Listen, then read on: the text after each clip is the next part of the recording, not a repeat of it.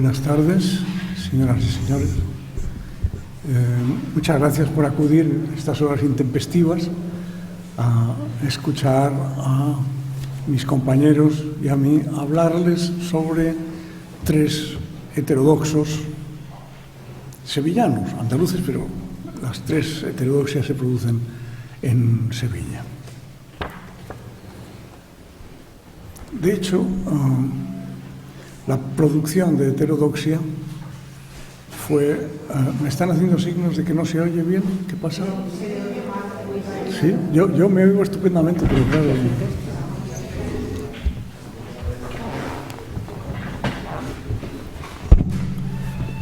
¿Y ahora? No, pues entonces no es culpa mía. A ver, ¿hay alguien que esté al mando de este? Ah. ¿Ahora sí? Pero me lo voy a tragar, me va a venir a... ¿Así? ¿Ahora me oyen bien? ¿Sí? Bien. Les decía que vamos a hablar de tres heterodoxos andaluces o sevillanos. En realidad podrían ser muchísimos más. La producción de heterodoxia fue enorme, sobre todo a lo largo de 3 siglos, el XVI, el XVII y el XVIII. De hecho, vamos a cubrir los 3 siglos. La razón o la causa de que se produjera tal enorme cantidad de heterodoxia es obvia. Es porque había una cantidad muchísimo mayor y muy poderosa de ortodoxia, claro.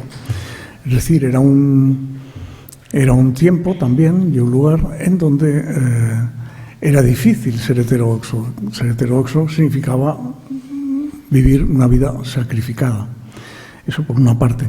Pero por otra, porque Sevilla, en esos siglos, sobre todo en el XV, XVI y XVII, Sevilla, aunque parezca mentira, era Nueva York.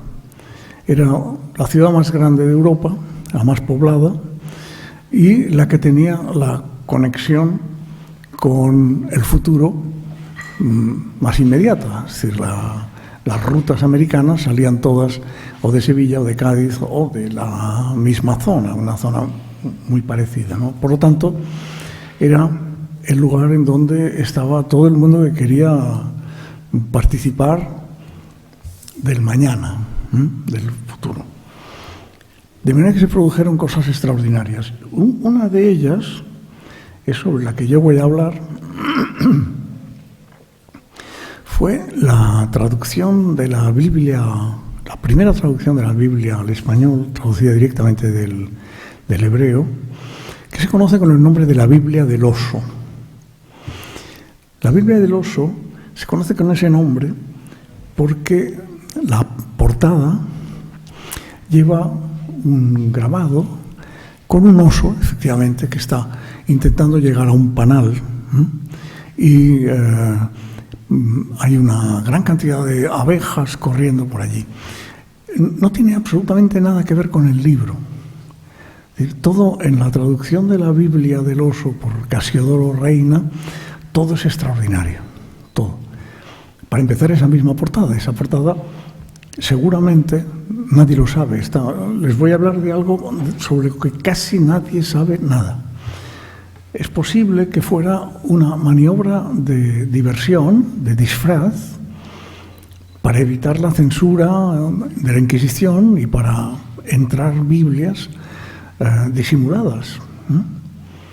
Porque, de hecho, la portada no pertenece al impresor, sino que es el emblema de otro impresor que se llamaba Apiarius, de donde viene, claro, lo de la miel y el oso, etc., y que no es el que la imprimió. De manera que la portada misma ya es un engaño. Y todo en esta Biblia, todo es misterioso. Yo he estado esta mañana en la Colombina, en donde guardan un ejemplar. Hay poquísimos ejemplares del original, de la Biblia del Oso de Casiodoro, el auténtico, el que se imprime al final, en la época final en Basilea. Quedan poquísimos, pues hay uno en la Colombina. Y esta mañana lo he visto con mucha emoción. Es un muy bello ejemplar, muy bello. Es un libro así, por supuesto. O sea, el trabajo que llevó a cabo Casiodoro es impresionante. Y está maravillosamente encuadernado, un tafilete rojo precioso, y nadie sabe cómo ha llegado allí. Porque, evidentemente, como pueden ustedes imaginar, ese ha sido el libro más perseguido durante 4 siglos en España. Y cada vez que pillaban uno lo quemaban. ¿Cómo ha llegado a la biblioteca del episcopado, vamos, del cabildo, ¿no? A la bibliotecaria le he dicho, ¿pero sabía esta gente lo que tenían aquí? Me ha dicho, por supuesto, porque el anterior bibliotecario, que era un canónigo de la catedral, lo sabía perfectamente porque fue el que hizo la única edición moderna que existe. Solo hay una edición moderna. Y que la hizo Alfaguara hace ya 20 o 30 años. Y que ni siquiera la edición moderna es fácil de encontrar. Hoy hemos estado curioseando con Andrés en Internet y efectivamente se pueden encontrar volúmenes sueltos porque salieron 4 volúmenes. Volúmenes sueltos, pero cada volumen vale 300 euros o 350 euros, ¿no? O sea que tener la Biblia pues te cuesta 600 o 800 euros.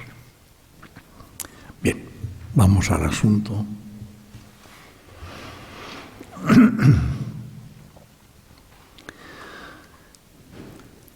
Casiodoro, además de ser el traductor de la Biblia y como tal una de las figuras esenciales de la cultura española, por supuesto rehuido por la ciencia oficial y por la historia oficial, no encontrarán ustedes nada sobre Casiodoro en casi ningún lugar. En los últimos tiempos han salido una novela, estupenda novela, de Eva Pérez, que... ¿Perdón? Eva Díaz Pérez. Bueno, Díaz Pérez, sí, perdonen ustedes. Esto de los apellidos pone muy nervioso a los ingleses. Pues la novela de Eva Díaz Pérez es una novela muy interesante, realmente muy interesante, pero tampoco se encuentra. Todo lo que tiene que ver con Casiodoro es secreto. La agotó, luego esta mañana ayer nos explicaba que la Confederación Protestante le pidió reimprimir para regalar y hicieron 500 ejemplares más y se acabó. No ha vuelto a ser reimpresa y es interesantísima. Y luego, hace un par de años, salió la primera biografía, fíjense ustedes, ha tenido que esperar 400 años, la primera biografía de Casiodoro, que es de la profesora Moreno, es una especialista, y está publicado en la Junta de Andalucía, o como se llame. El Centro de Estudios Andaluces. Centro de Estudios Andaluces. Me parece que tampoco quedan ejemplares, pero bueno, si se interesa. Ha hecho ya, afortunadamente, una nueva edición. Bueno, menos mal. Y yo soy agente literario. Sí, él cobra de esto. Bien. Pero lo interesante de... Cielos. ¿Qué es esto? Hay un niño pequeño. No. Bueno, lo más interesante de Casiodoro no es, sin embargo, solo su labor como traductor de la Biblia, que es extraordinaria. Piensen que su mayor enemigo, que es el Menéndez Pelayo, en la historia de los heterodoxos, dice, espantoso canalla que hizo tal y cual, como es lógico, dice, pero su traducción y Cervantes son las 2 mayores aportaciones a la lengua literaria española. O sea, incluso su mayor enemigo le reconocía la valía literaria. Es que realmente la prosa de Casiodoro es impresionante. Bueno, pero lo que les decía es que la personalidad de Casiodoro, que es interesantísima, no es solo interesante como traductor de la Biblia y como, desde luego, uno de los mejores prosistas de la literatura española, sino porque es uno de los escasísimos casos que conocemos de la primera tolerancia, el primer espíritu tolerante, la primera ideología de tolerancia y de liberación que se han dado en este país, tampoco aficionado a esta cosa. Él es uno de los primeros grandes tolerantes, pero ya verán ustedes lo que le pasó por ser tolerante, claro. Bien, su vida es una verdadera novela de aventuras, pero como la de Colón o como la de Hernán Cortés, es el típico personaje renacentista que lleva una vida aventurera maravillosa. No sabemos nada antes de aparecer como uno de los monjes que estaban en el monasterio de San Isidoro, de los Jerónimos, que está aquí al lado de Sevilla, está nada, un cuarto de hora en coche, ¿no? Y nunca hay nadie, claro.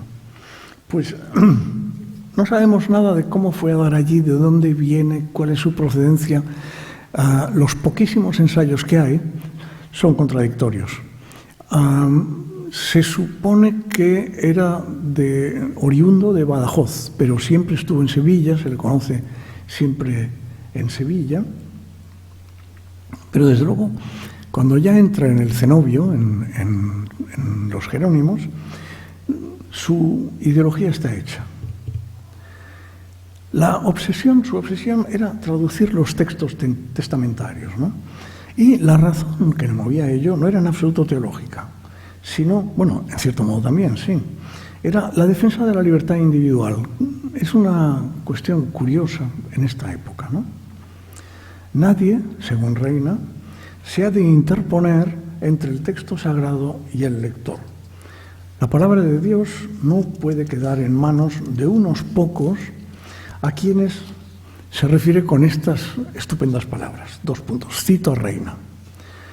No puede quedar en manos de aquellos para quienes es menester que el vulgo no las entienda, sino solo ellos, quien son provechosos para sustentar sus vientres y su gloria. Es una estupenda, ¿verdad? Es una frase estupenda y rara para su época, muy rara. Esta se encuentra en la amonestación que viene después de la introducción en la Biblia. En la Biblia hay primero una introducción y luego una amonestación al intérprete, o sea, al lector. Y es allí donde cita esto, diciendo, bueno, claro, no les interesa que la leáis, porque eso sustenta sus vientres y su gloria. A mi modo de ver, no es que defendiera el libre acceso al texto porque se había reformado siguiendo los escritos de Erasmo primero y Lutero después, sino más bien al revés. Llegó a las iglesias reformadas movido por su deseo principal de sostener la libre iniciativa como algo esencial para un cristiano. Quizás ese deseo de independencia intelectual le venía ya de su familia. Eran judíos conversos, conocedores, por lo tanto, de la persecución. Así se entiende que jamás llegara a un acuerdo duradero con ninguna de las confesiones reformadas y actuara con total independencia de criterio. Desde luego, el episodio crucial es la huida de Sevilla. Antes de que, como a sus compañeros, unos 50, tampoco hay muy pocos datos sobre, pero se calcula unos 50, los quemaran vivos los esbirros de la Inquisición. Casiodoro, con otros 2, logró escapar hacia Basilea, pero al resto del cenobio lo quemaron vivo porque, y es otro de los misterios, en San Isidoro se había creado una auténtica iglesia reformada de 50 personas, que no es ninguna tontería. Y nadie entiende cómo había sido ello posible. Además, con muy buenas relaciones con las clases nobles de Sevilla. A mi modo de ver, desde luego, la única explicación es que en San Isidoro del Campo, la rama de los Jerónimos que tenía el monasterio era la única de todas las ramas de los Jerónimos que no pedía la demostración de limpieza de sangre. Con lo cual, allí fueron a dar muchísimos conversos.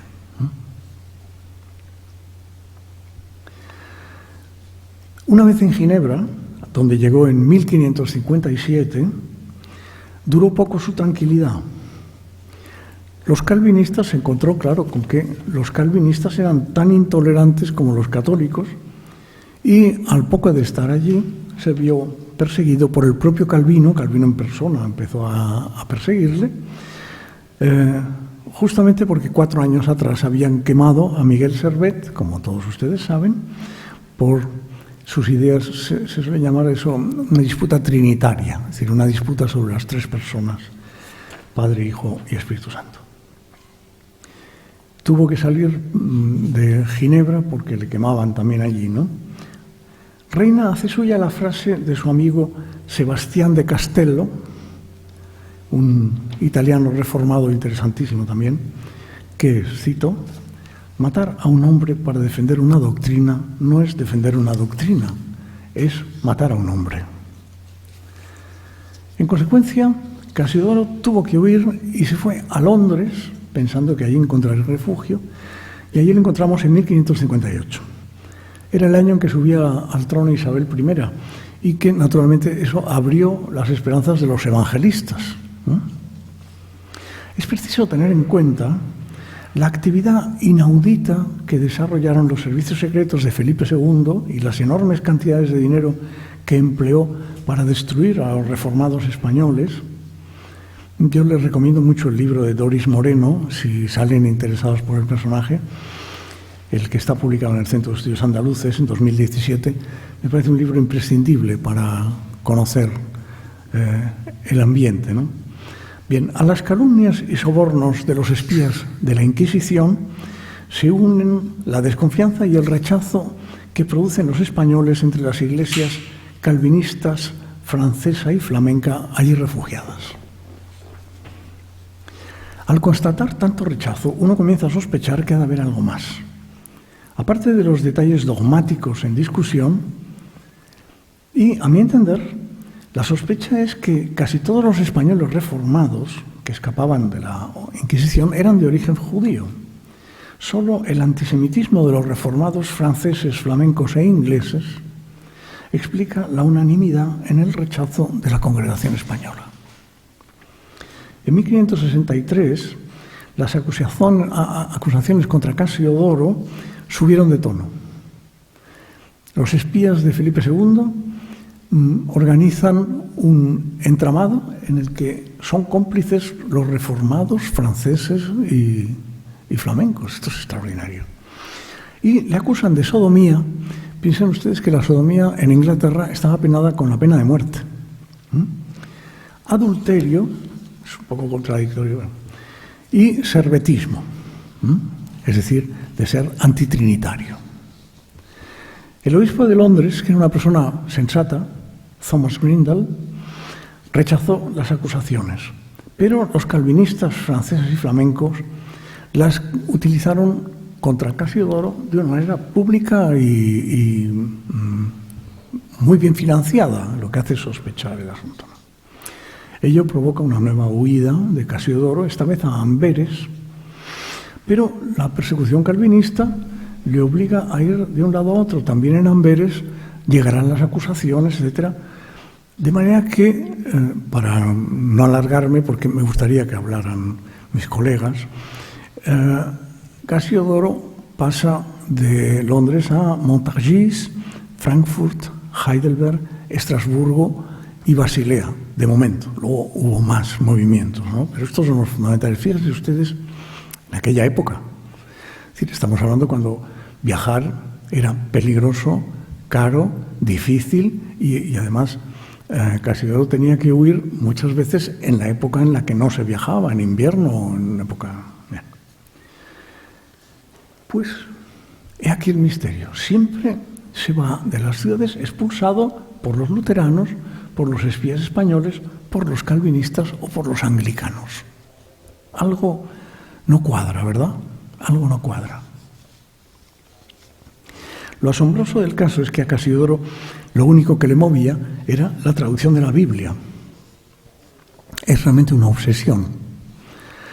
Y quería hacerlo a partir de las fuentes hebreas, y esa ingente tarea la lleva a cabo de un modo heroico en los 12 años que está siendo perseguido por toda Europa y que no cesa ni un día en reflexionar sobre cada palabra.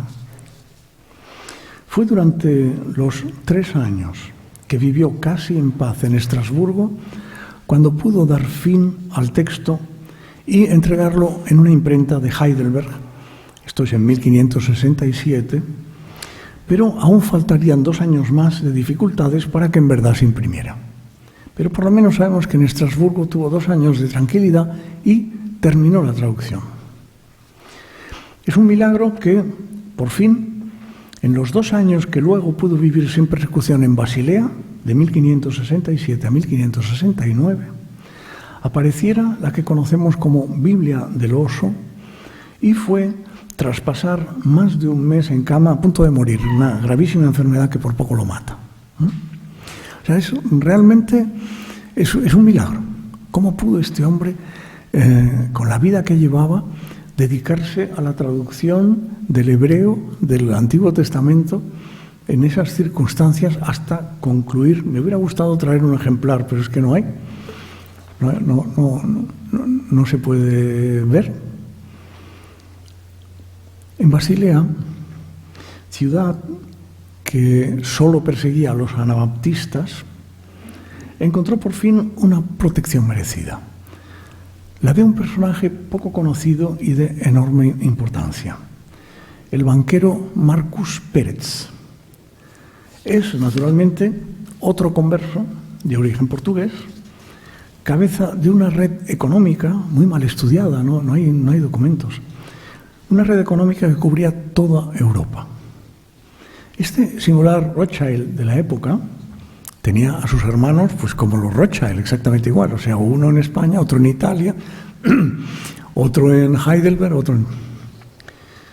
Pues este singular personaje tomó bajo su amparo y financió la impresión de la Biblia, que finalmente sí se llevó a cabo en la imprenta de Thomas Guérin.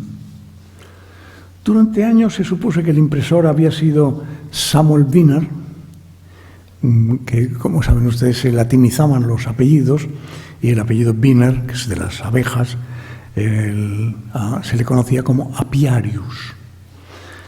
Y por eso la marca tipográfica es el oso, ¿verdad? Y tampoco se ha averiguado la causa de por qué lo que se correspondería a un libro impreso por Apiarius aparece en un libro impreso por Guérin. Ya les digo que es posible que fuera simplemente para despistar a los espías, ¿no? Bien. Reina había conseguido su propósito, y aunque Felipe II puso precio a su cabeza, en ese momento ya, como el presidente norteamericano al que acabamos de cargarnos, puso precio. Dijo, el que me traiga la cabeza de Casiodoro, tanto. De 1570 a 1578, una vez ha cumplido su obsesión, se estableció en Frankfurt, donde vivía su suegro. A todas estas, que me he olvidado, claro, de la parte más glamurosa, se casó en medio de toda esta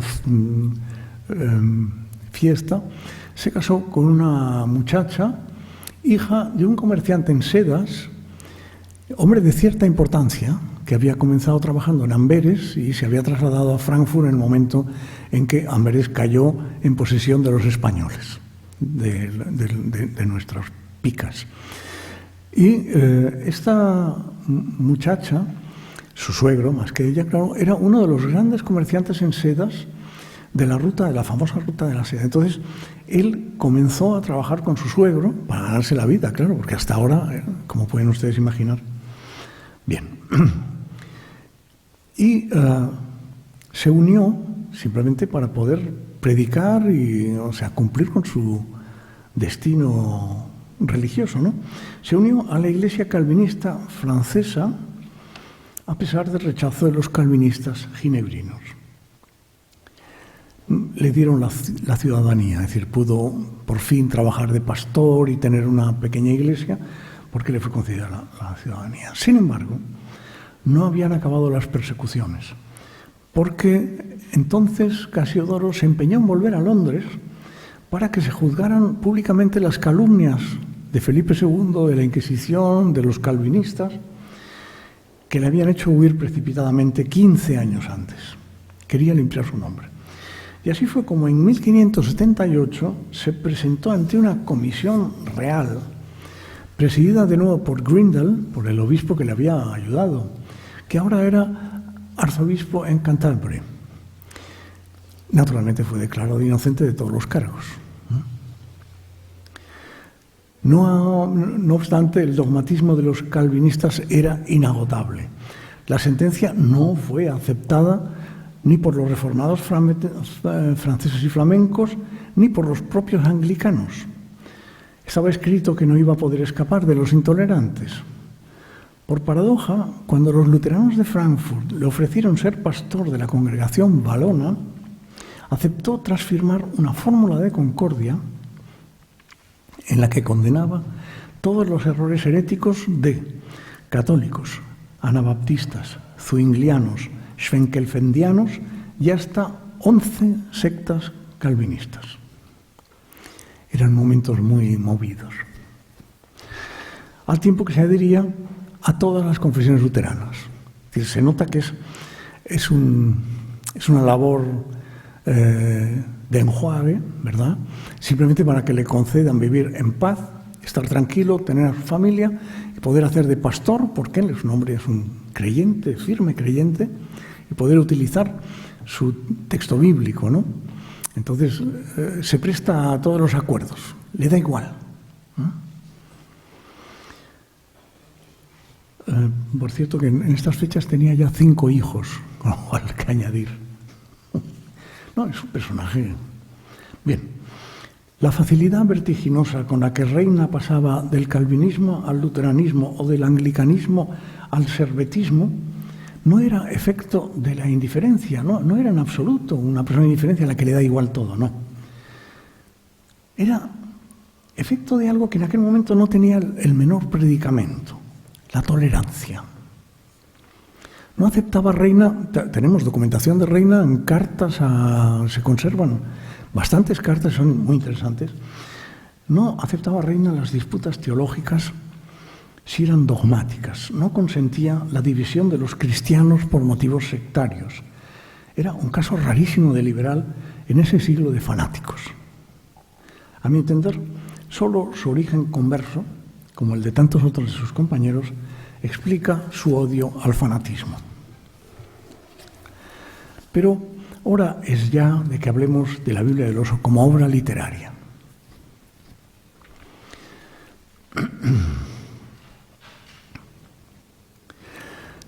La opinión de Menéndez y Pelayo, iba a decir Menéndez Pidal, la opinión de Menéndez y Pelayo de Casiano como uno de los grandes prosistas de la literatura española, era también la opinión de 2 grandes prosistas del siglo XX, Rafael Sánchez Ferlosio y Juan Benet. Ambos eran entusiastas de la Biblia del Oso, hasta tal punto que, como me contó Tomás Pollán, que es un poco el albacea de ambos, había asistido más de una vez a sesiones bíblicas en las que los mencionados recitaban de memoria extensos fragmentos de la obra. Sus favoritos, me dijo, eran el canto triunfal de Débora, eso está en Jueces 5, y el capítulo 39 de Job. No he podido averiguar quién puso sobre la pista del oso a Juan Benet en una época en la que aquella edición era por completo inaccesible. A Ferlosio, sin duda, lo inició su padre, Sánchez Mazas, quien, además de una erudición considerable, tenía muy buenos lazos con la colonia judía en Roma. Sin embargo, aunque ambos se referían a la Biblia del Oso, es decir, a la traducción de Casiodoro Reina, en realidad la que leían, y ellos no lo sabían, la que leían era la corrección de Cipriano Valera. Cuando ustedes vean a veces la Biblia de los verán que pone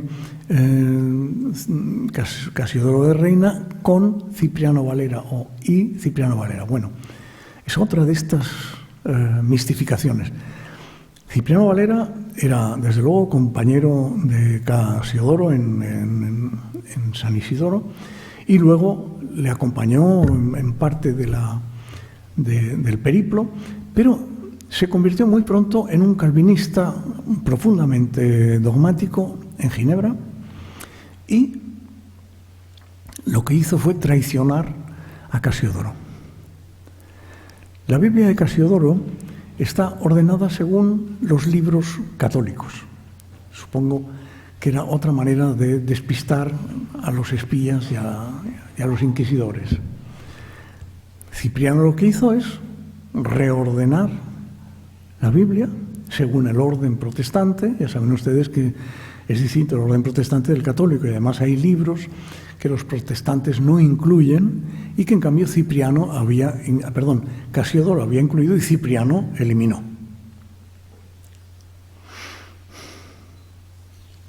La versión que publicó Cipriano Valera es de 1602. ¿No? Pero es muy conocida y le ha quitado protagonismo a Casiodoro porque es la Biblia de los protestantes en español. Y es, por supuesto, la que reimprime una y otra vez la Sociedad Bíblica en millones de ejemplares, y eso sí se encuentra en todas partes, en los cajones de los hoteles, por ejemplo. Pero claro, no se fíen, esa no es la Biblia del oso.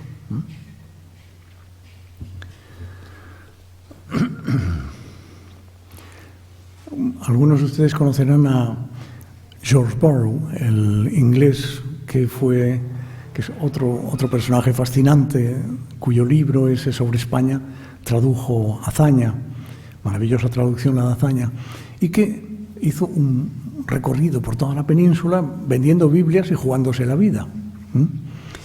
Bueno, la Biblia que vendía Borrow era la de Cipriano Valera, evidentemente. Bien. Las diferencias entre el texto de Reina y el de Valera son muy notables. La principal, por supuesto, ya se lo he dicho, es el reordenamiento de los libros, ya que Reina había optado por la dispersión católica, incluyendo los apócrifos. Valera restituye el orden protestante. Pero hay otros cambios que pueden parecer menores, pero no lo son. En medio de los tormentos de su persecución, Reina trabajaba con ahínco cada palabra que escribía. El hecho es que, como él mismo dice, trabajó de manera que, cito a Reina, nos acercásemos de la fuente del texto hebreo cuanto nos fuera posible, pues que sin controversia ninguna de él es la primera autoridad. Cuenta en la Amonestación, cuenta que se vio obligado a inventar neologismos porque no encontraba referentes del hebreo en español. Y menciona, es muy curioso, lo he comentado con mis compañeros de la academia, y parece que es verdad. Menciona reptil, parece que reptil en el 16 no existía, es decir, que es una incorporación que luego, por supuesto, ha pasado por el diccionario y por la vida común y corriente, pero a partir del 18. Y escultura. Esto es todavía más curioso. Pero yo quiero hablarles de algo más notable. Por ejemplo, Jehová, que ustedes han visto muchas veces escrito, es la castellanización de Yahvé. Y-A-H-V. Ya lo había usado Valdés, pero no Cipriano Valera, sino Valdés, el anterior, el renacentista, para no usar Señor, que era la traducción habitual, ¿no? La traducción habitual de Yahvé es Señor, ¿no? La razón que aduce Reina a mí me parece muy interesante. Dice que el significado hebreo del tetragrama de Yahvé, Y-H-V-A, el significado hebreo del tetragrama es, cito, el que hace ser todo lo que es.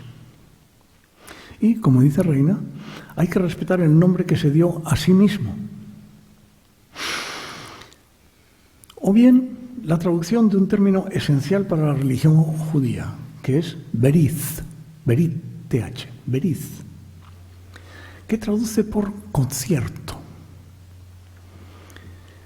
como el que une a Yahvé con Abraham y el pueblo que descenderá de Abraham, los israelitas. Pues bien, Valera lo cambia por pacto o alianza, berit. No le gusta concierto, lo cambia por pacto o alianza.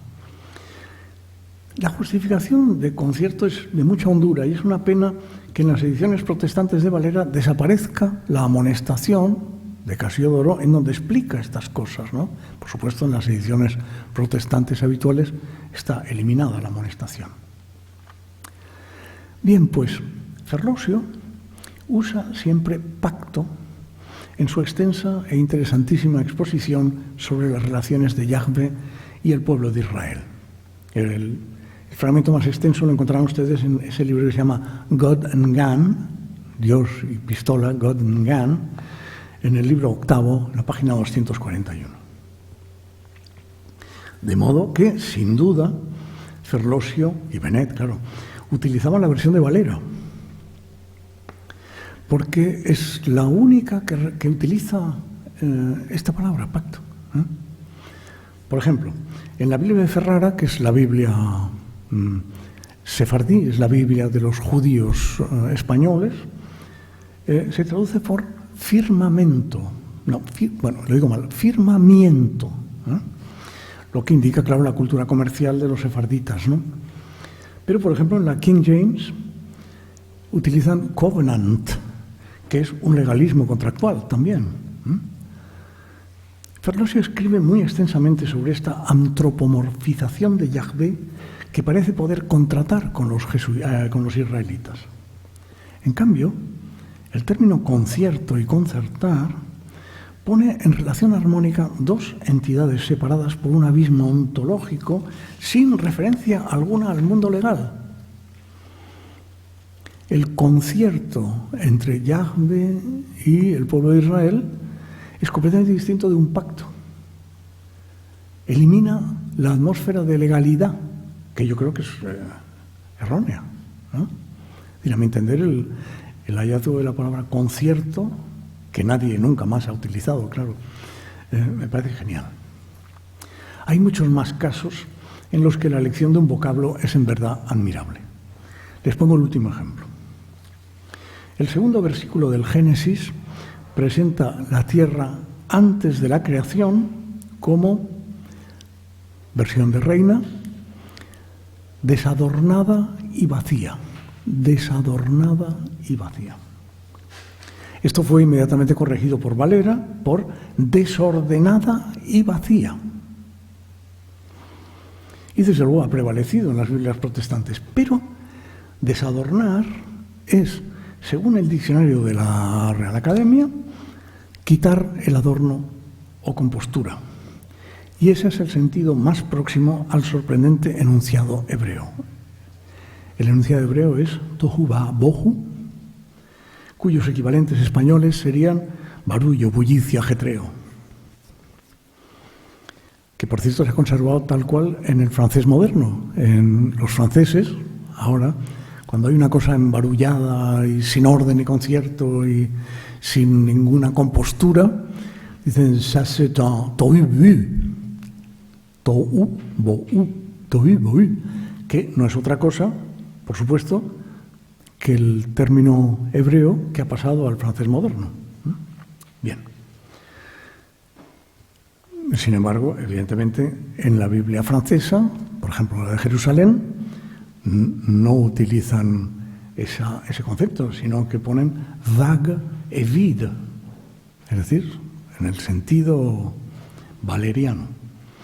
De manera que muchos traductores optaron por figuras como en la King James, without form and void, sin forma y vacío, que es 1611.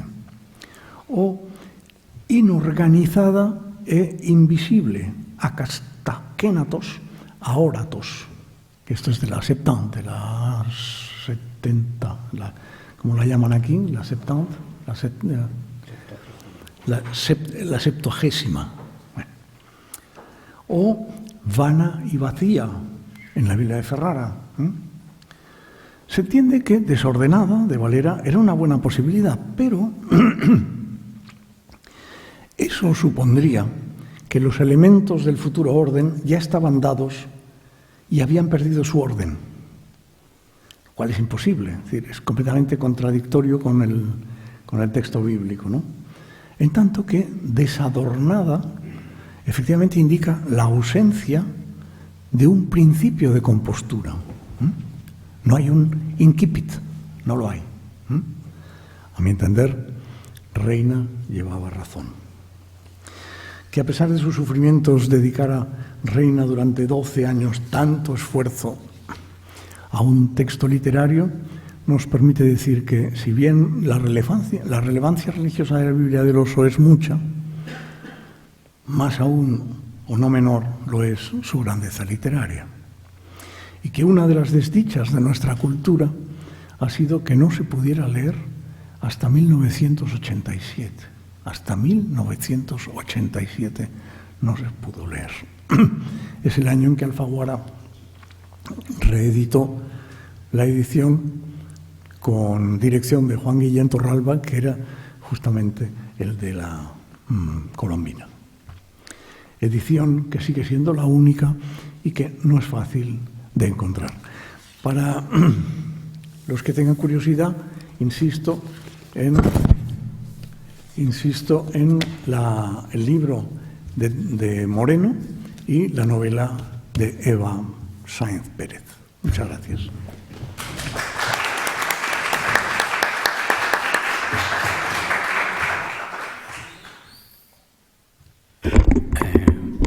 Pues tendría que empezar dándole las gracias a los organizadores de este Congreso de las Reales Academias de la Lengua por haber abierto esta especie de hueco para que se pueda hablar de Andalucía aquí en Sevilla, y a Félix de Azúa, que se ha hecho eco de algo que podía tener su significación simbólica, y que él, por otra parte, también me haya permitido estar aquí ante ustedes. También a la Casa de la Provincia, que nos acoge en este salón que tiene una cierta belleza neoclásica, por llamarlo de alguna forma. Mi caso, o mejor dicho, el heterodoxo que a mí me ha tocado, está muy lejos, no solo en años, sino también en muchísimos otros aspectos de Casedoro de Reina. Es un personaje de lo más opuesto. Es más, yo me resistiría a llamarle heterodoxo, porque es heterodoxo, pero elevado a una potencia elevadísima. Es decir, lo que hemos visto antes es un camino trazado y donde se va durante años y años perdurando, madurando una idea. En José Marchena es todo lo contrario, es una apuesta poliédrica por estar siempre transgrediendo lo que en aquellos momentos eran las normas. Yo me gustaría empezar con una imagen, si ustedes recuerdan el cuadro de Goya que está en el Prado, el retrato de Jovellanos. Ustedes ven ahí a un personaje, el clásico ilustrado español, que ha ilustrado precisamente todos los libros de bachillerato del siglo XVIII. Es un poco la imagen de un hombre que está taciturno, dubitativo, melancólico, que tiene un documento en la mano, no se sabe si no se atreve a firmarlo, no se atreve si es una carta que no quiere enviar todavía. Es alguien que está en una duda perpetua. Pero yo creo que ahí, aparte ya de la imagen de Jovellanos, Goya también ha querido pintar aquel espíritu de aquellos ilustrados españoles que casi llegan a la guerra de la independencia sabiendo qué bando más o menos asumir. Era un mundo de estar continuamente haciéndose y deshaciéndose. Bueno, pues lo que va a caracterizar, y yo lo que voy a dar son unos cuantos fogonazos nada más, de José Marchena, de este personaje, es aquel que desde el primer momento apuesta por lo que podíamos llamar por comprometerse en las líneas que en esos momentos se estaban llevando a cabo. Pero un compromiso que es bastante curioso, un compromiso que se va a llevar a cabo a través de la acción y a través de la escritura. Va a ser igualmente radical cuando escribe, como quien dice, a la sombra de lo que ha transcurrido en el día, pero es que en el día está también en primera fila de las barricadas, en las primeras filas de las tribunas, en la primera fila de los consejos de redacción de las múltiples revistas españolas y extranjeras en las que va a estar escribiendo. Es decir, es alguien que se estaba consumiendo en una especie de entusiasmo por vivir el día a día y por escribir el día a día. Bueno, pues en esas 4 líneas yo les he querido un poquito resumir que nos encontramos un personaje que rompe por completo con el molde de la Ilustración española, que, como nos ha pasado también con el caso de Casiodoro, parece que no existían españoles, que solo españoles, me refiero radicales, que asumieran y escribieran sobre algo que desdecía todo lo que estaban haciendo los demás. Parece que la Ilustración española ha sido siempre un tanto gris y apagada, a pesar de que hay una serie de personajes extraordinariamente maravillosos, pero siempre con una especie de no vamos a provocar, no vamos a asumir posturas demasiado tal. Por tanto, por eso quizás nos llegó en 1814 Fernando VII, porque no había habido una apuesta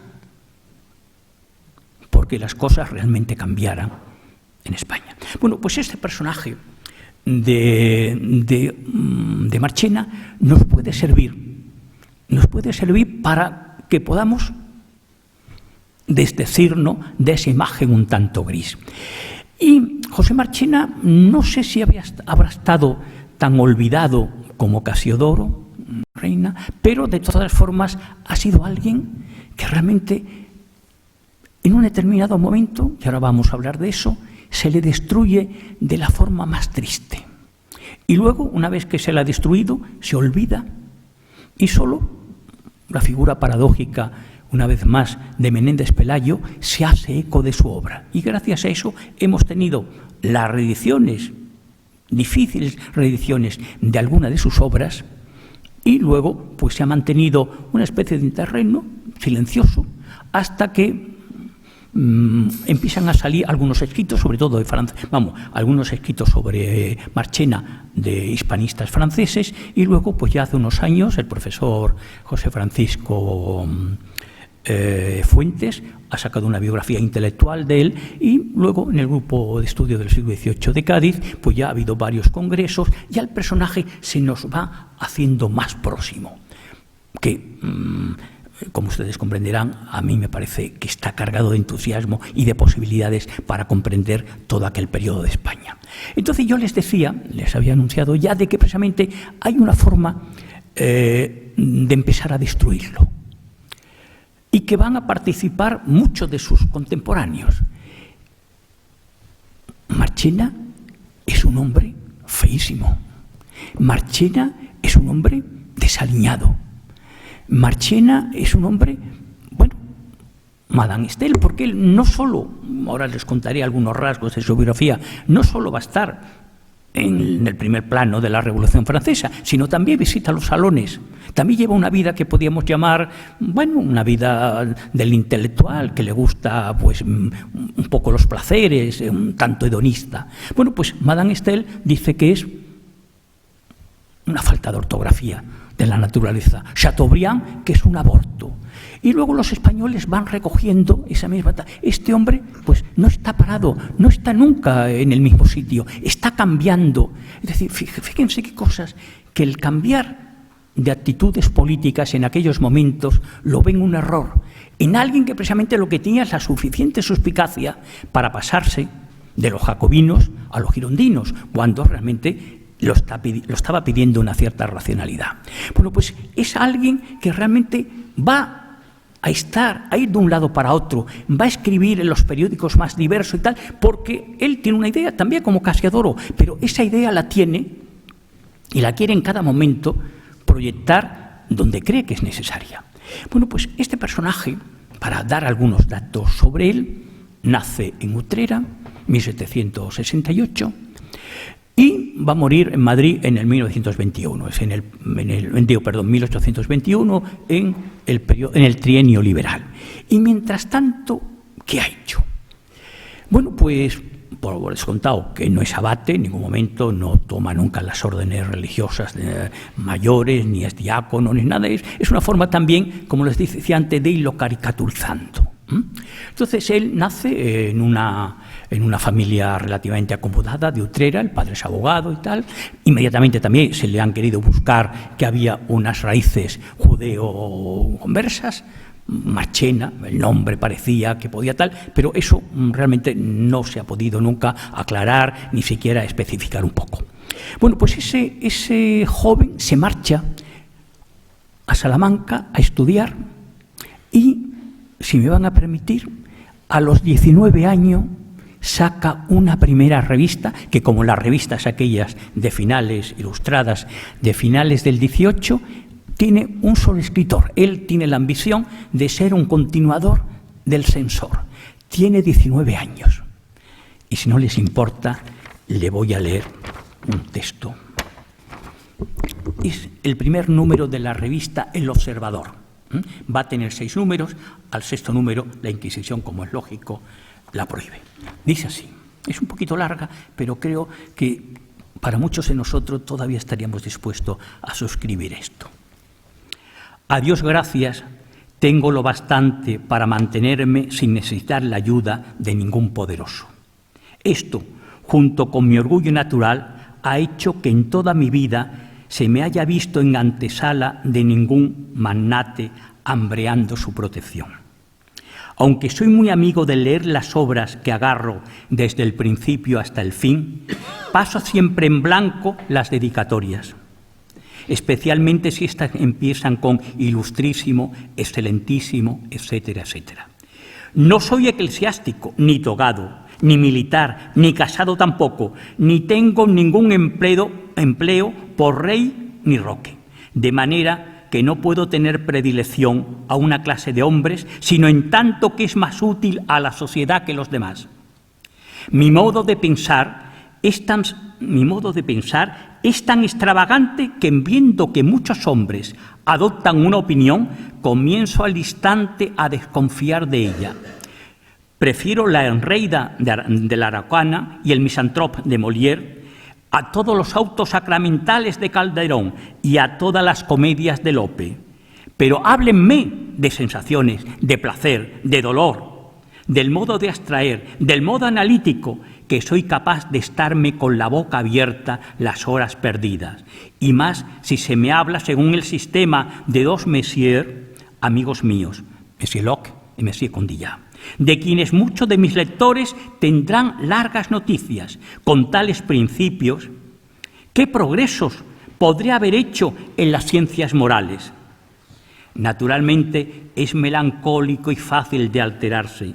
Cuando veo un soberbio palacio de un gran señor, una deleitosa casa de placer en la que parece habitar la voluptuosidad, me asalta de repente la idea de los miserables vasallos que aquel excelentísimo que gimen oprimidos, de aquel excelentísimo que gimen oprimidos. Bueno, no quiero continuar, pero imagínense, esto se ha escrito con 19 años y en la España de la Inquisición. Lógicamente, al 6º número se lo prohibieron. Bueno, él continúa con esa edad, está comenzando la guerra de la independencia, de la Revolución Francesa, y escribe un nuevo artículo sobre el celibato de los eclesiásticos españoles e inmediatamente ya se ve obligado a marcharse a Francia. Alguien que se marcha en Francia en 1792 llega y a los pocos días ya es amigo de Brissot, ya es amigo de Robespierre, ya está teniendo como quien dice, este español que precisamente se ha ido a Francia, a la Revolución, porque no quiere ser español, porque no quiere ser nacionalista, es de la primera cosa. Fíjense qué mentalidad tan moderna. Yo no quiero pertenecer a una nacionalidad. Lo que quiero pertenecer es a un sitio donde los derechos del hombre se estén pensando, reflexionando y votando. Bueno, pues ahí va a tener su periodo de gloria, pero el mundo de los jacobinos le pone, como bien dice, un tanto nervioso y cambia de bando, lo van a guillotinar y en el momento en que está en una situación de duda, Robespierre recibe una carta, otra carta maravillosa que no puedo perder más tiempo en leerlo, donde le dice, una de dos, o me guillotinas o me das la libertad, pero no me puedes tener en esta incertidumbre. La carta dice, Brissot y tal, que le hizo tanta gracia a Robespierre que inmediatamente lo pone en libertad. Continuó entonces escribiendo en todos los órganos de aquellos momentos, con algo que es una de las cosas que también nos ha evitado saber de él. Apuesta por esa obra literaria, ese género literario tan especial que es la proclama, el panfleto, el libelo, el artículo de circunstancia que está movido por lo que en esos momentos se necesita. Si su obra ha sido tan difícil de reunir, es porque precisamente es la que sirve para alimentar los órganos de prensa radicales de aquellos momentos. Y eso es, esa apuesta por el género ensayístico, por la provisionalidad del momento, pero al mismo tiempo haciéndolo muy bien. Cuando tú lees las proclamas, cuando tú lees los artículos suyos que se han logrado reunir, que el profesor también Fuentes ha sacado en el Instituto de Estudios Constitucionales, es que cómo tú podías intentar incitar en esos momentos a la reflexión, porque hay una ley que tiene que ser votada, y al mismo tiempo hacerlo con tanta belleza, en francés o en castellano, según lo requiriera el órgano. Bueno, pues entonces él continúa en esa brecha y cuando llega el directorio, continúa ahí en el directorio. Y, bueno, pero entonces es una de esas cosas que más nos impresiona, cómo va a estar ejerciendo un cargo, no militar, sino un cargo administrativo político entre las fuerzas de Napoleón y tiene al mismo tiempo esa capacidad para visitar los monasterios como el que nosotros estuvimos ayer, un tanto derruidos, y ahí va husmeando y va encontrando toda una documentación, todos esos libros perdidos, olvidados, y como un gran erudito los intenta extraer de ese olvido, de esa pérdida. O sea, que va llevando a cabo una especie de estar al día en todo lo que representa la política revolucionaria, según su opinión en aquel momento, pero sin olvidar que él tiene que estar cultivando su vida literaria. Y esa vida literaria la va también a representar en algo extraordinariamente útil, que es la divulgación de los grandes textos clásicos, bueno, no clásicos, revolucionarios. Entonces Voltaire, Rousseau, los traduce a ese castellano. Hace unos años, cuando existía la editorial Crítica, todos esos textos se volvieron a publicar, pero con unas introducciones extraordinariamente pedagógicas. Entonces, es alguien que está siempre pensando en cómo yo puedo favorecer este mundo cosmopolita en el que me estoy moviendo, pero al mismo tiempo teniendo mi mirada en ese país de donde yo procedo y que necesita estos textos de Rousseau, de Voltaire, de Volney, de lo que eran un poco los revolucionarios que en aquellos momentos, o mejor dicho, los textos que los revolucionarios necesitaban. Bueno, pues entonces él, para ir un poquito abreviando, llega el momento en que Napoleón decide invadir España y él hace esa apuesta que es otro de los motivos que ha obligado a su marginación. Se hace un afrancesado y hasta hace muy poco tiempo la gente ha pensado que los afrancesados eran los traidores a la idea de España, pensando que España era una cosa y luego Fernando VII, el deseado, iba a hacer otra cosa. En fin, los únicos que en aquellos momentos, bueno, no los únicos, pero los que tuvieron una cierta perspicacia de que lo que había que acabar fundamentalmente es con el Borbón, eran los afrancesados. Entonces, él apuesta por José Bonaparte. Entra dentro de la administración de José Bonaparte y va a desempeñar unos papeles extraordinariamente dignos, de ayuda, de facilitar que lo que podíamos llamar la Constitución de Bayona, que se va a votar cuando él está allí en Bayona con José Bonaparte y con su hermano Napoleón, eso pueda servir de un primer paso para liberalizar este país.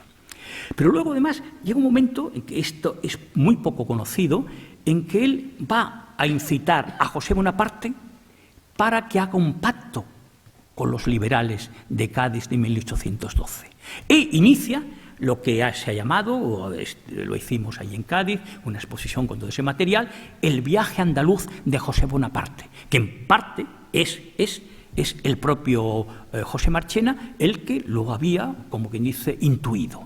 Entonces, ese viaje, va José Bonaparte intentando congraciarse, todos los obispos de tal salen, le besan la mano y tal. Que hay un momento en que parece que José Bonaparte puede ser el salvador en cuanto sus ideas liberales, las ideas que podíamos llamar post-revolucionarias, basadas, claro está, con un cierto filtro de morantismo, se van a poder ir implantando en España. Todo eso fracasa, claro está, porque Napoleón, el hermano de José, decide esa política cortarla por los motivos internos que él tenía en Europa, y José Bonaparte se ve obligado a retirarse. Y José Marchena también se marcha y luego va a volver en el año 1820, cuando después de lo de Riego se crea el trienio liberal y ya al poco tiempo muere. Pero claro, entonces lo que me gustaría es señalar que cómo nosotros hemos podido estar tan contaminados por esas ideas tradicionales y esas ideas opacas y tal, de que los afrancesados fueron como unos traidores de la patria. Visto con la perspectiva que ahora tenemos, lo del 1814... o sea, lo que podríamos llamar el golpe de Estado de Fernando VII, nos hubiera dado si realmente los afrancesados hubieran logrado imponer su criterio, hubieran intentado llegar a ese pacto con los liberales de Cádiz y establecer una monarquía parlamentaria o como queramos llamarle. Entonces, él estaba ahí, pero claro, Marchena era como esa especie de iluminado, a pesar de que él no era tampoco este hombre el Mesías, porque tenía un aire que no me gustaría dejar de recordar. Le gustaba mucho la vida hedonista, no era el Calvino este que estaba consumiéndose con una idea que tiene que intentar llevar a los demás a la hoguera, no, él estaba realmente disfrutando con lo que hacía. Esto lo dice mucho. Si escribo es porque disfruto escribiendo. Si estoy en las barricadas es porque disfruto y quiero estar ahí.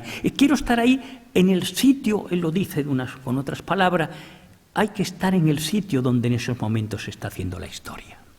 Y él está ahí, claro, se equivoca algunas veces, pero, sin embargo, lo está viviendo como no hemos tenido otro testigo. Posiblemente, según los hispanistas franceses, no hubo más de 6 españoles que desempeñaron un papel en la Revolución Francesa de estar, como dice, en primera mano. Y el que está más al frente es precisamente José Marchena. Claro, entonces es un testimonio, pero claro, todos esos testimonios se nos han ido difuminando porque era feo, porque era un aborto de la naturaleza, porque este personaje cambiaba de hábitos todos los días, porque su obra literaria es una obra efímera, circunstancial, basada en las peticiones del momento. Pero claro, se nos ha ido quizás uno de los personajes. Además, hay otra cosa que coincide, lo decía Félix, todo el mundo dice, es que lo que tiene es una vida novelesca. En el siglo de las luces lo está repitiendo continuamente Carpentier, es que no he encontrado personaje más literario, es que el personaje que realmente encarna todas las contradicciones de la revolución, del cambio de siglo y tal, es Marchena. Bueno, como es un personaje novelesco, ¿para qué lo vamos a leer? Y luego, claro, son cosas, tiene detalles que a Félix también le gusta mucho y tal, que es que de pronto, en uno de esos días que está perdido por esos monasterios y tal, encuentra unos textos de Petronio y tal, y de pronto, pues, como ya era habitual y se sabía, pues hay unos fragmentos que faltan. Fíjense qué latinista, que por otra parte ya había traducido de Lucrecio Renunature, una traducción espléndida, maravillosa, y bueno, pues ese latinista de pronto intenta recomponer, o sea, esa especie de falsario, pero deliberado o tal, intenta recomponer ese texto que falta de Petronio, que estaba olvidado y perdido. Lo da a conocer inmediatamente todos los grandes latinistas, alemanes, ingleses. Por fin hemos encontrado el texto perdido. Y durante 4 años circula por toda Europa el fragmento perdido y hallado, que no era más que una maniobra burlona de Marchena. Claro, entonces, fíjense ustedes que de cada cosa que hemos tocado, él es un heterodoxo. Se ríe de la erudición, se ríe de los latinistas, no se ríe en el sentido, sino de que él va más allá de lo que la norma pedía, de la norma académica. Es alguien que está intentando disfrutar, intentando divertirse con lo que hace y al mismo tiempo estando en el campo que en esos momentos la historia pide. Entonces, a mí me parece que algo se está moviendo sobre Marchena, pero que tenemos ahí un personaje extraordinariamente maravilloso, y que su obra, que está tan perdida, tan difusa y tal, nunca, vamos, tan difuminada por ahí, nunca se ha hecho un verdadero esfuerzo. Ahora estamos empezando a hacerlo, pero hay mucho que hacer. Y luego también me gustaría señalar algo también bastante curioso. Resulta que él no había personaje más anticlerical, no había personaje más en contra de lo que podíamos llamar de ese respeto un tanto acartonado hacia los grandes símbolos, hacia los grandes signos. Es decir, en una palabra, no podía haber nadie más opuesto a Menéndez Pelayo. Nadie. Era un poco... Bueno, para que no se me olvide. Dice, ahora les explico un poco, pero pues no quería que se me olvide.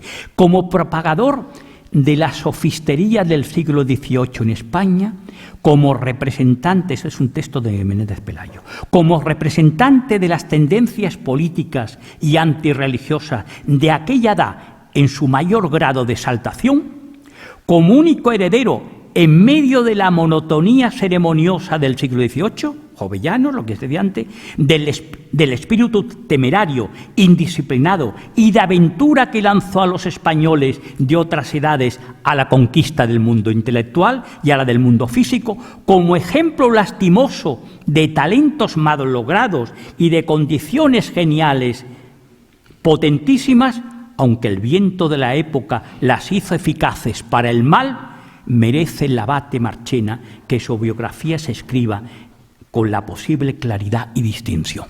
Entonces, y así hay unos textos increíbles de Menéndez Pelayo. Entonces, Menéndez Pelayo concibe la idea de recuperar las obras que pueda de Marchena y editarlas.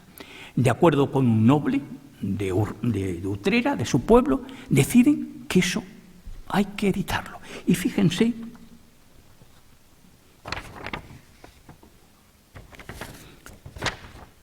está en el prólogo de esta edición que él realiza en 1892. Ni el señor Cuadra, al proyectar esta edición, ni yo, al aceptar el encargo de dirigirla, insertando en ellas todos los materiales inéditos que sobre Marchena poseo, tuvimos otro propósito que el de hacer un libro de pura erudición y destinado a correr en manos de muy pocas personas. Advertencia que no considero inútil para prevenir escrúpulos y justos recelos que el nombre de Marchena trae fatalmente consigo. Este personaje, más famoso que estimable, vivió una vida de turbulencia y escándalo, difundió incansablemente las peores ideas de su tiempo, tomó parte muy enérgica en la acción revolucionaria de 1793 y ha quedado en la historia como el más radical de los iniciadores españoles de un orden de principios diametralmente contrarios a los que el señor Cuadra profesó toda su vida y a los que yo poseo. Y aunque la mayor parte de los escritos de Marchena que aquí se estampan sean de índole puramente literaria, no deja de advertirse en muchos de ellos el influjo de la brava doctrina filosófica y social con que el autor había nutrido su entendimiento. Hemos impreso, pues, estas obras a título de mera curiosidad histórica y en corto número de ejemplares para que corran únicamente en manos de los bibliófilos sin daño ni peligro en barras. Fíjense, ¿qué es autojustificación? Si por una parte un hombre, el autor de la historia de los heterodoxos, de pronto se siente tentado para recoger todo el material de Marchena. Y gracias a él, ya esa primera labor de recopilación, de búsqueda, nos ha permitido en 2 volúmenes inmensos, que los han reeditado, claro está, ya se cuidaron muy bien de haberlo tenido eso secreto. Los que hemos podido encontrarlo y leerlos ha sido por verdadero milagro. Gracias a eso, pues el personaje Marchena no se nos quedó perdido como tantos otros, sino lo hemos tenido a mano y hemos empezado a trabajar. Y quisiera acabar, y esto es una especie de brindis a mi amigo Félix. Este hombre luego realiza una labor que es así, que está prácticamente oculta. Le encargan o decide hacer una especie de antología de la literatura española. Esa, no voy a entrar en esto porque me llevaría mucho tiempo, no tiene nada que ver con lo que se había hecho hasta entonces. Lo hace seleccionando en función de los retratos que aparecen en las obras, de las arengas, de las proclamas, es decir, una visión ensayística de la literatura española. Y lo que es más importante, que eso es un material realmente que puede parecer dislocado, pero que tiene una coherencia increíble, en función de que lo preceden 100 páginas de una especie de canon completamente nuevo de la literatura española, donde, claro, va a cargar. Lo preside esa cosa de cuando un pueblo piensa claramente, escribe claramente. Entonces, claro, toda la literatura que podríamos llamar conceptista, todos los Calderones, todo eso no le interesa nada, le interesa mucho, claro está, Don Quijote, Cervantes, y ahí hay un texto que, claro, es increíble que nos haya vuelto a reeditar. Ese texto es realmente maravilloso. Es una visión diametralmente opuesta de la literatura española, pero no con criterios completamente, como bien dice, azarosos y atrabiliarios, sino de alguien que realmente se ha atrevido, otra heterodoxia, a pensar la literatura española de forma que se puedan enriquecer todos unos aspectos que estaban perdidos y que de pronto autores marginales o autores como Calderón y compañía, que estaban siempre en una primera visión de relieve, de pronto pues cobren un papel mucho más menor. Entonces, yo, lo que he intentado, que vean ustedes que tenemos ahí ese, y que como Marchena puede haber otros muchos, y que esta labor, sobre todo en una cultura como la andaluza, donde parece que siempre predomina nada más que el orden, lo admitido, lo aceptado, hay muchos personajes que están pidiendo que les prestemos una cierta atención, que los editemos y que hablamos de ello, tal como hoy se nos ha ofrecido aquí. Muchísimas gracias.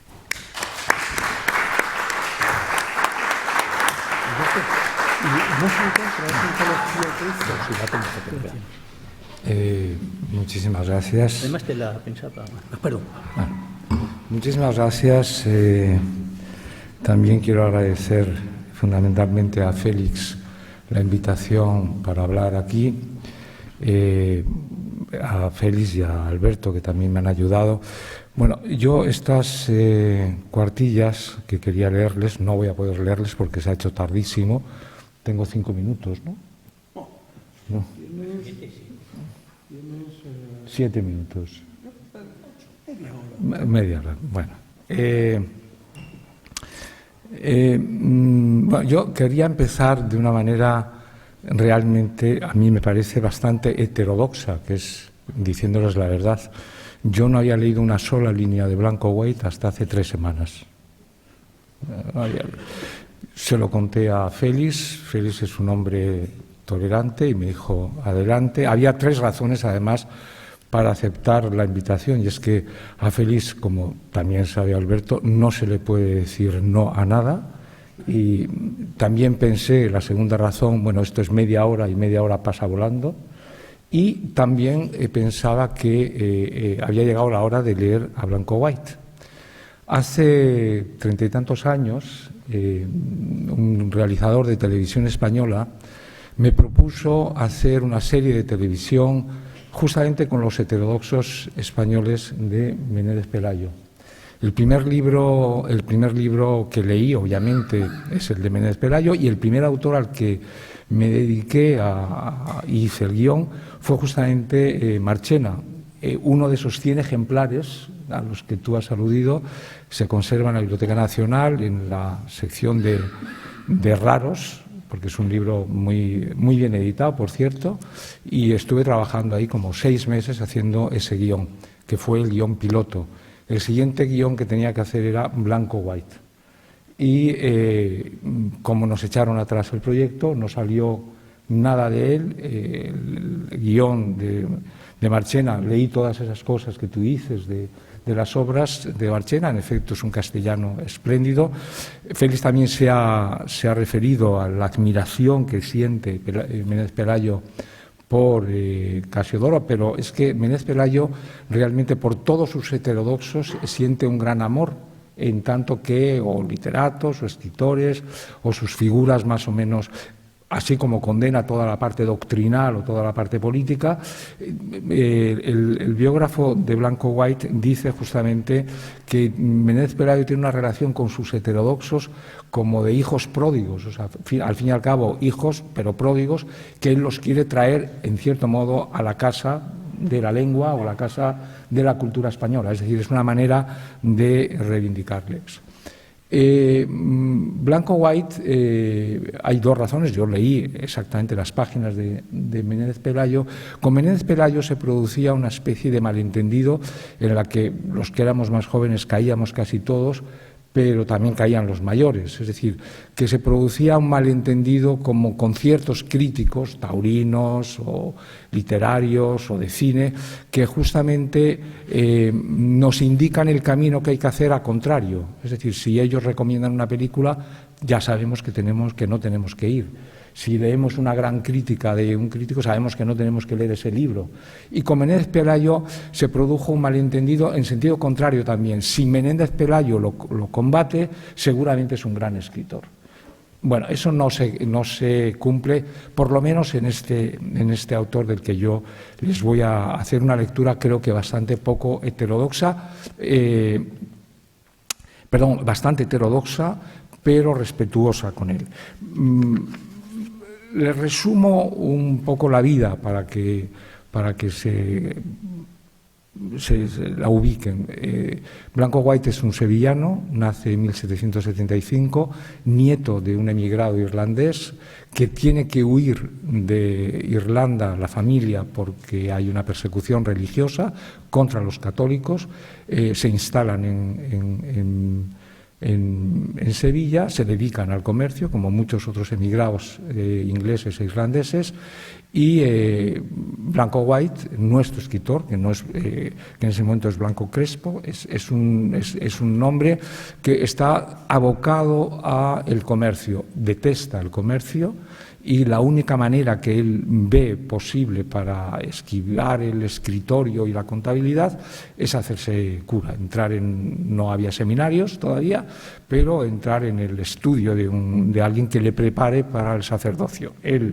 Su familia, obviamente, es una familia muy piadosa, es lo que llamaríamos hoy muy beata, que se dedica con mucho esfuerzo, todo gira en torno a la religión.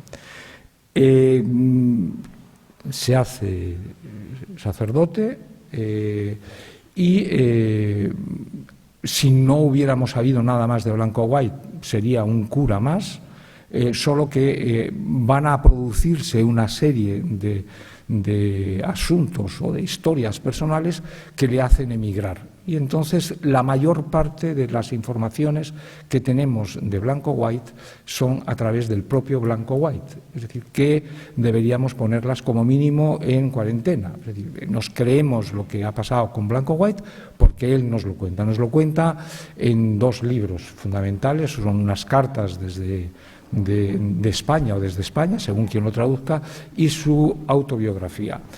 Él cuenta que no está a gusto con su sacerdocio, emigra en una razón, insisto, estamos hablando de que la información la da él, y por tanto nos la creemos o no.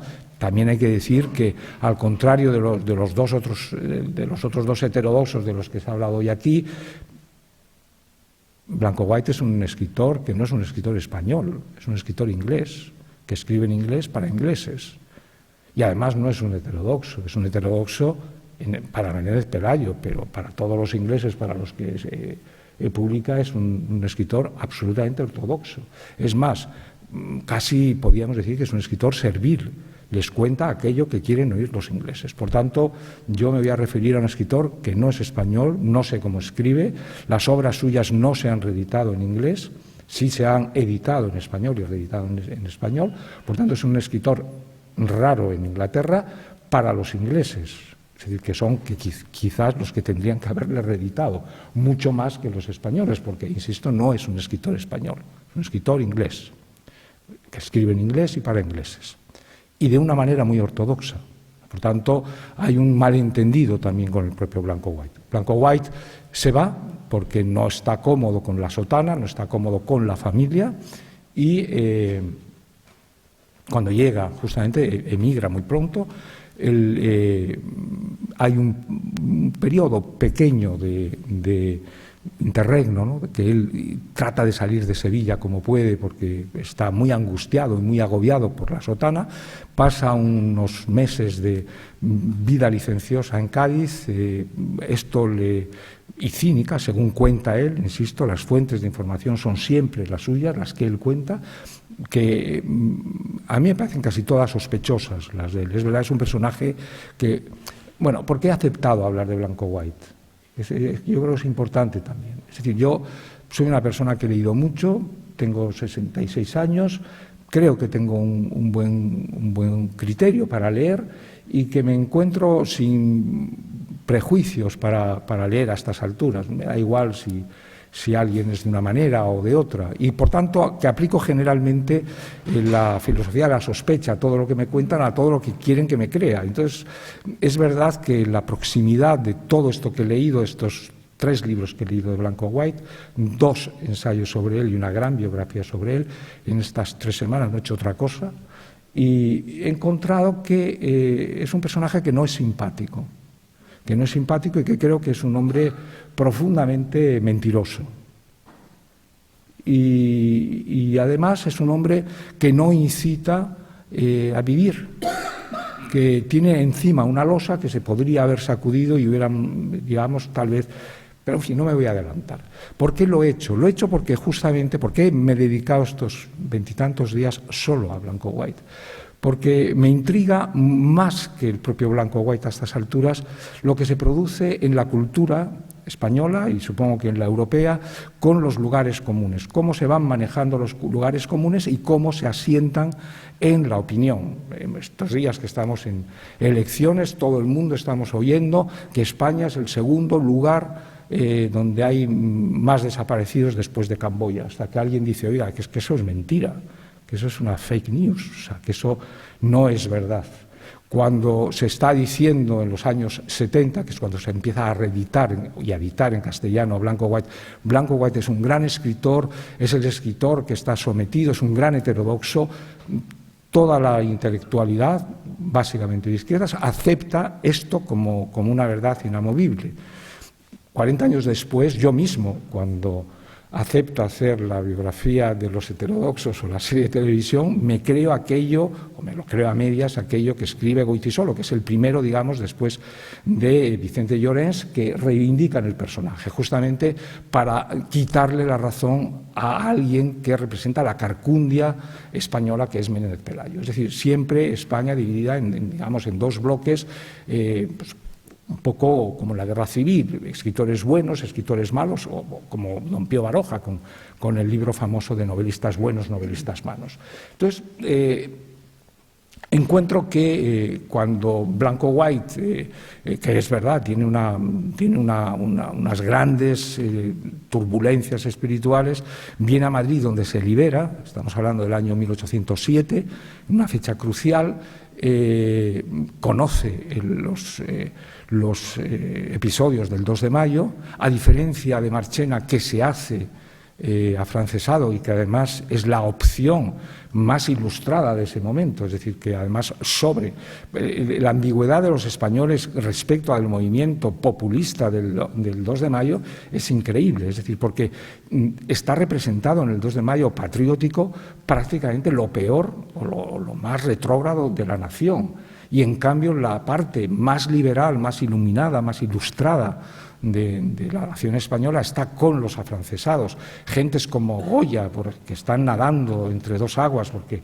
son de espíritu afrancesado, pero al mismo tiempo están, digamos, reclamados por algo que están viendo, que es la injusticia o el maltrato de las tropas francesas, que en principio han engañado a un rey medio tarao, que es Carlos IV, diciéndoles que van a atravesar España para ir a apoyar a Portugal y hacer un reino en Portugal, que van a repartir con Godoy, en fin, todo ese, digamos, todo ese tablero político que es confuso hace que los propios españoles se equivoquen históricamente sobre los bandos, ¿no? Es decir, qué es el bando bueno, qué es el bando malo.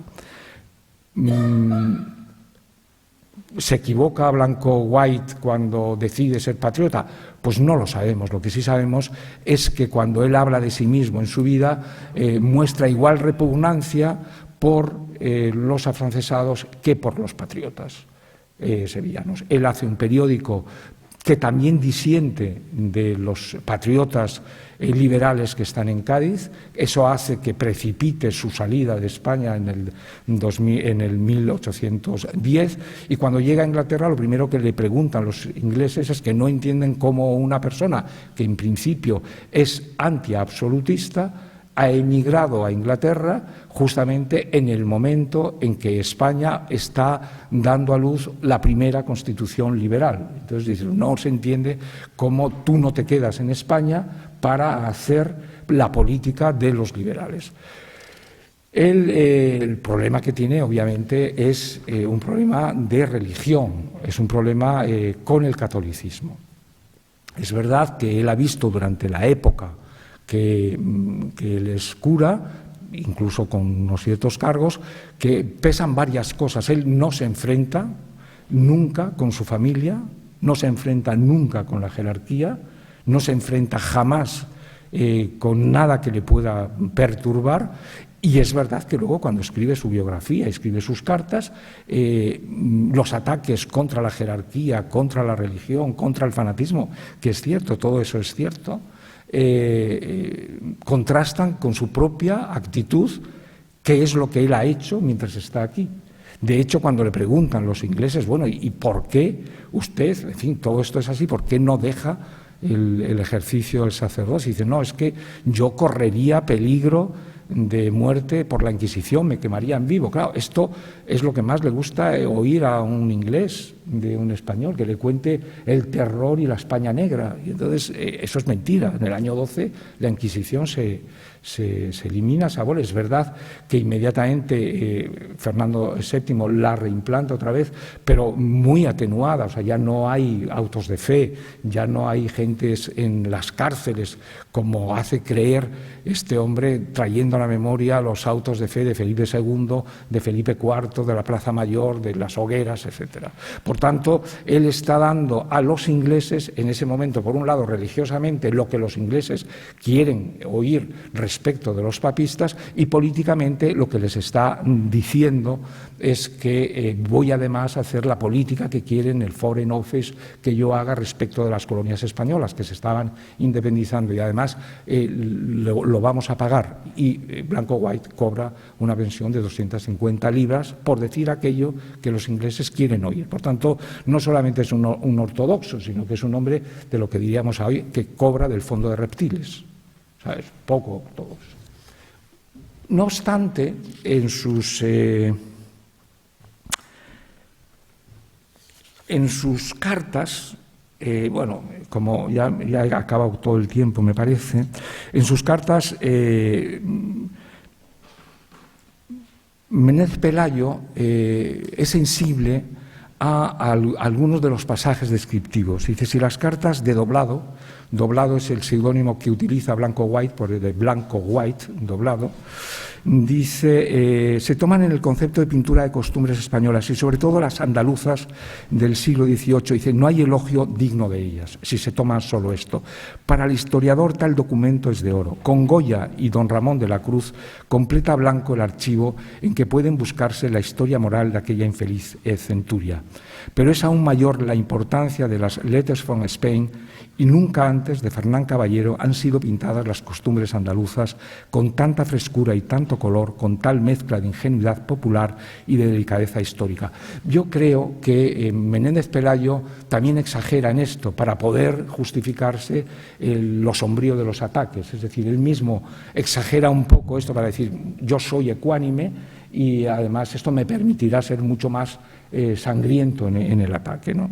Bueno, le dedica, Menéndez Pelayo no es un pequeño ensayo, le dedica de la página 547 a la 583 del tercer tomo de la primera edición, que es una edición en cuarto mayor, es una edición grande y una letra pequeña, pues cuerpo 10, cuerpo 9. Por tanto, es un ensayo importante.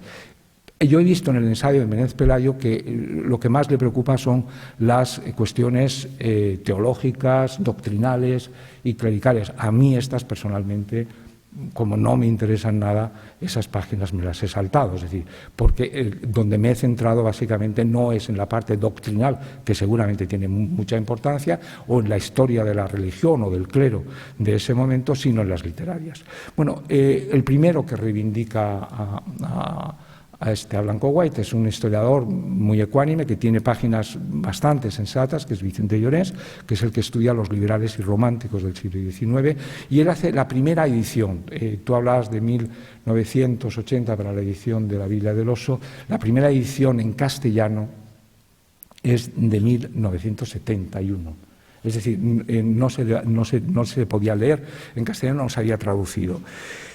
Inmediatamente, lo que es curioso es que en Inglaterra tampoco, como he dicho. En Inglaterra no hay ediciones en este momento de Blanco White en inglés.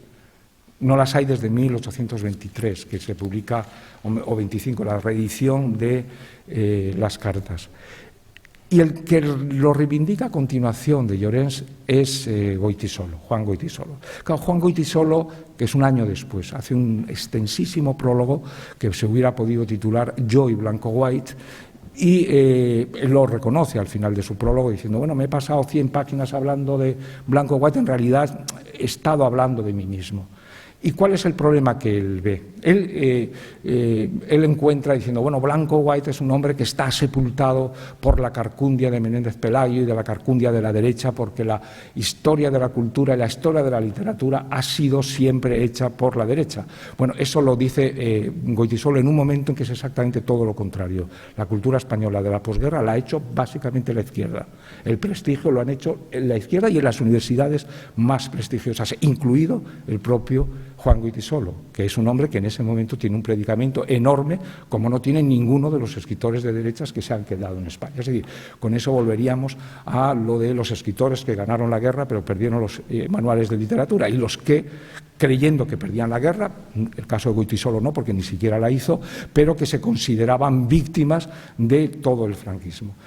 Él hace una deriva personal, política de la lectura de Blanco White, básicamente fiándola en la valentía que tiene Blanco White para, entre comillas, salir del armario religioso. Y para ello cita también a una figura que no conoció a Blanco White porque no la leyó, que pudo haberla leído porque estuvo en Inglaterra, que era Luis Cernuda. Hubiera podido leerlo porque además los libros de Blanco White no son ni siquiera todavía hoy difíciles de encontrar en librerías de viejo. Y Goytisolo proyecta sobre Cernuda el mismo caso. Es decir, Cernuda es un hombre que tiene que abandonar España porque es un hombre constreñido por la sexualidad, como él dice en el historial de un libro, el problema. Dice, el problema, cada vez que se habla de la sexualidad, para Cernuda es un problema, y también lo era para Goytisolo.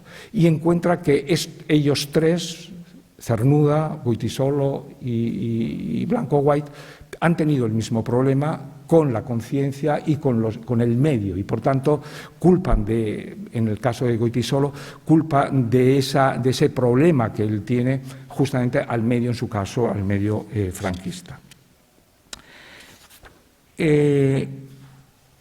Yo he preguntado, ya avanzo muy deprisa, es decir, bueno, ¿qué es lo que ha ocurrido con Blanco White en Inglaterra? Es decir, ¿cómo no le han hecho más caso? Y al final yo creo que los ingleses han percibido en él, es decir, han desconfiado en él seguramente como yo mismo, es decir, si alguien así habla, porque todos los libros que yo he leído, estos tres libros de Blanco White, el de las cartas, el de la biografía y un tomito sobre España,